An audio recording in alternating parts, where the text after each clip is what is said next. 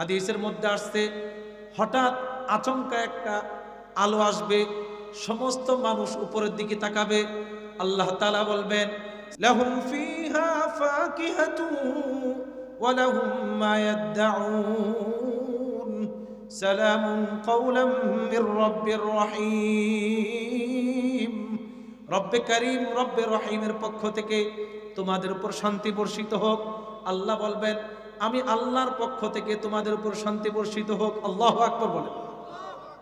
আমাদেরকে জান্নাতে যাওয়ার পরে সর্বপ্রথম সালাম জানাইবেন কে? জোরে বলেন আল্লাহ। সালামুন কাওলাম মির রাব্বির রহিম, রব্বে রহিমের পক্ষ থেকে তোমাদের উপর শান্তি বর্ষিত হোক। আল্লাহ বলেন সেখানে শুধু থাকবে সালাম আর সালাম। লা তাসমাউ ফিহা লাগিয়া, সেখানে কোনো অনর্থক কথাবার্তা হবে না। ফিহা আইনুন জারিয়া, থাকবে প্রবাহমান ঝর্ণা। কি ঝর্ণা? প্রবাহমান ঝর্ণা, মধুর ঝর্ণা, দুধের ঝর্ণা, প্রবাহমান ঝর্ণা। ফিহা সুরুরুম মারফুআ, সেখানে থাকবে উঁচু উঁচু চেয়ার, উঁচু উঁচু খাট, হ্যাঁ আসন। কি থাকবে? আসন। এমন আসন থাকবে কিতাবের মধ্যে আসছে যেদিকে ঘুরান সেদিকেই যাবে।